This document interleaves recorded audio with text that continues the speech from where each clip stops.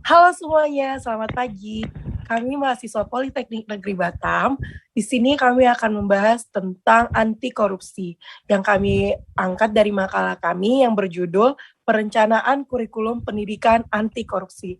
Nah, teman-teman, sebelum itu kami akan menjelaskan arti dari korupsi. Kami serahkan kepada teman kami, Sultan. Baik, terima kasih Saudara Feni. Pengertian korupsi.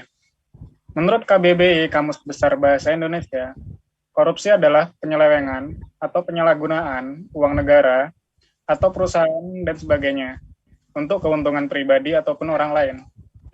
Korupsi telah menjadi perhatian bagi semua kalangan belakangan ini. Isu-isu tentang korupsi menjadi perbincangan hangat di masyarakat dunia, khususnya di Indonesia. Korupsi menjadi permasalahan yang sangat serius di negara ini. Bahkan bisa dikatakan hal yang biasa dilakukan oleh oknum-oknum yang tidak bertanggung jawab, mulai dari instansi terendah seperti RT, sampai instansi tertinggi seperti lembaga-lembaga negara. Contoh simpelnya ya, setiap orang pasti pernah melakukan korupsi. Misalnya nih, waktu kecil pasti pernah nih ya, emak minta kita beliin gula Ya, sekilo, harganya tuh 8.000, dikasihlah uang 10.000. Cuman pas balik-balik ke emak, sisanya 2.000 itu nggak kembali. Dibilangnya harganya naik, mak, gitu. Inilah contoh salah satu korupsi waktu dini ya. Berarti masa-masa kecil itu harus mulai diperhatikan, karena kalau udah besar dari hal-hal yang kecil seperti itu, kalau udah besar bisa aja dia ngejambret uang negara lah dan sebagainya. Itu contoh korupsi ya, kecil ya. Lalu tindakan pencegahan atau penanganannya.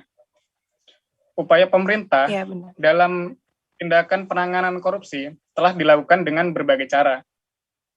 Dengan membentuk lembaga anti korupsi seperti KPK, dan dengan memperberat hukuman bagi pelaku tindak korupsi, supaya memberi efek jera bagi pelaku korupsi.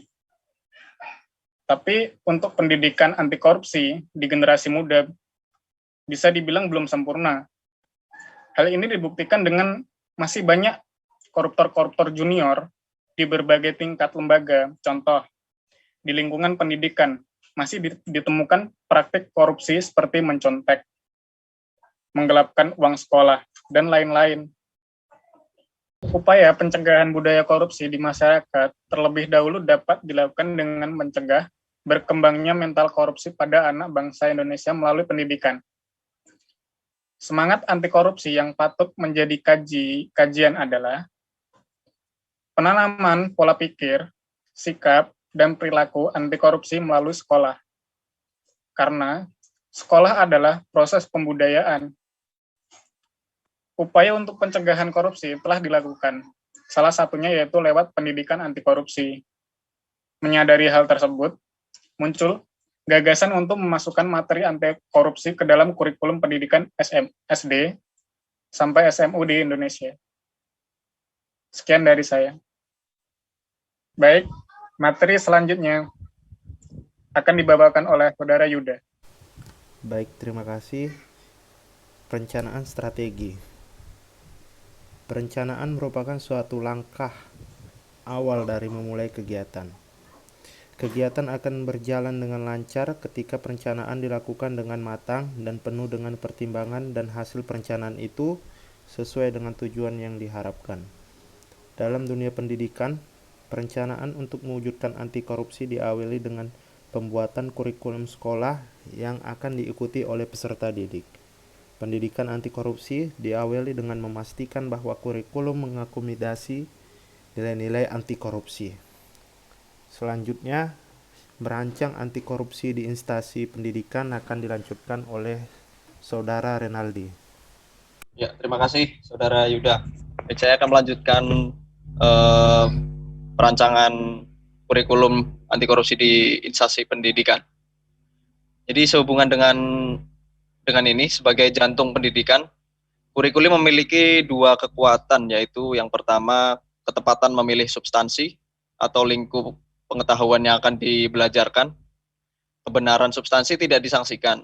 Urgensi untuk dipelajari benar-benar bermanfaat, relevan dengan kebutuhan peserta didik dan kehidupan, serta memancing minat para peserta didik untuk mempelajari lebih lanjut tentang pembelajaran yang diajarkan.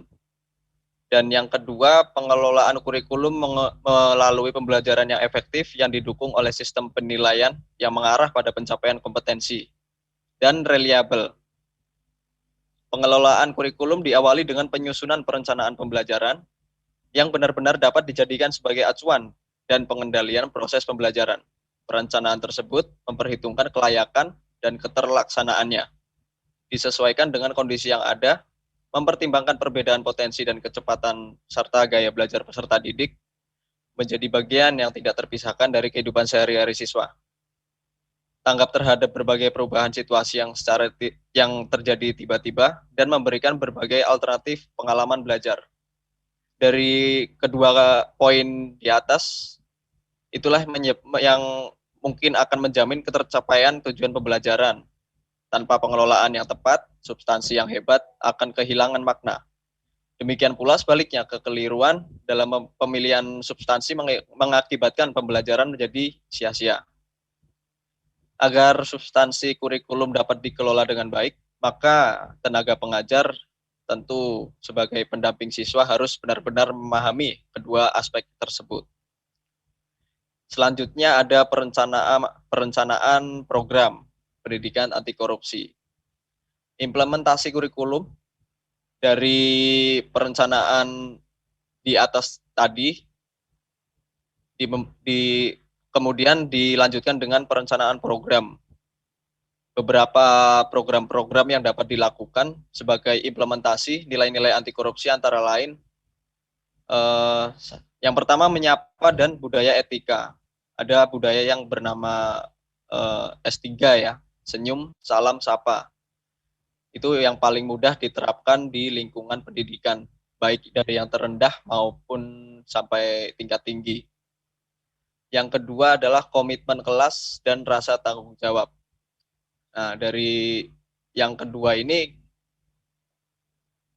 umum terjadi ya, biasanya di awal-awal pembelajaran atau tahun ajaran baru itu diperkenalkan komitmen kelas. Dia berisi seperti toleransi keterlambatan, toleransi bagaimana untuk mengatur perizinan, terus banyak faktor yang dapat menghambat, tapi dengan mengutamakan kejujuran dapat ditoleransi gitu. Yang ketiga, pembuatan kantin kejujuran. Strategi penanaman nilai kejujuran dapat berupa kantin kejujuran. Ini salah satu contoh program ya yang baik menurut kami. Jadi peserta didik dilatih untuk berperilaku jujur terhadap makanan yang ia ambil dengan uang yang ia bayarkan.